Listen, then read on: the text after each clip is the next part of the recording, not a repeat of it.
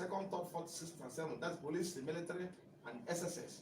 And 8 responded to transfer, to tender unreserved apology to the applicant, that's me, in 2 national dailies. That's the order of court.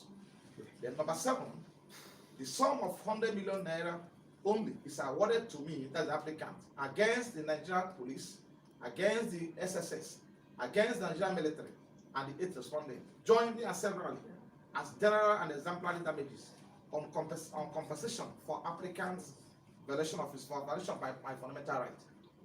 Then 8, the sum of 2 million naira only awarded to me against the police, also against the police, against the military, against the SSS, and the 8 respondents, jointly and severally, as cause for filing and prosecuting the suit. This is the judgment of the court. Then the final order.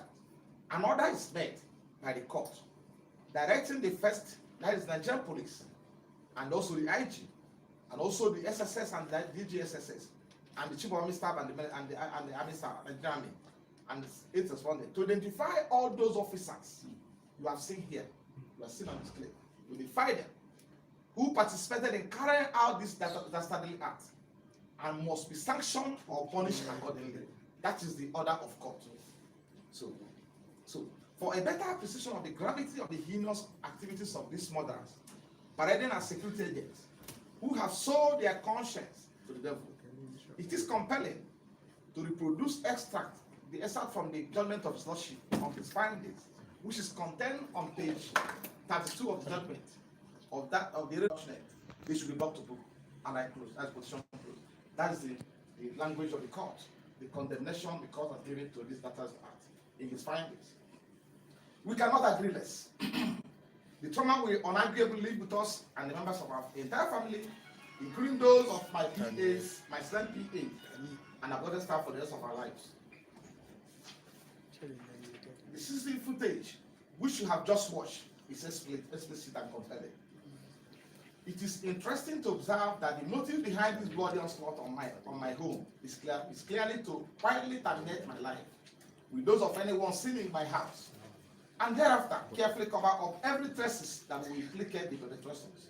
Otherwise, why would they destroy the CCTV camera at my entrance gate? Why would they murder someone in his sleep?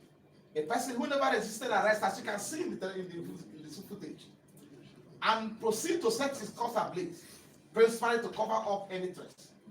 This happened in Nigeria of the 21st century. Nobody is asking questions. No one has taken action.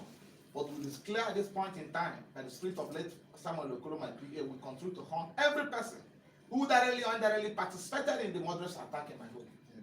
Our findings have seen disclosed that one AIG, John Abba, who is still serving today as AIG in the Nigerian police force, was directly involved in the planning and execution of this act in my peaceful home.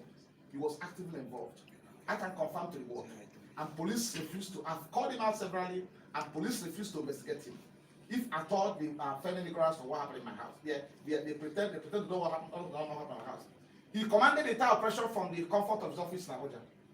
Hence, we hereby challenge the Nigerian police to investigate AIG John Abak, relevant telephone calls and messages between the 5th and 7th of June 2021. When that is done, I can tell you that he will confirm is the one that commanded that later operation. He commanded it. He sent them after my life.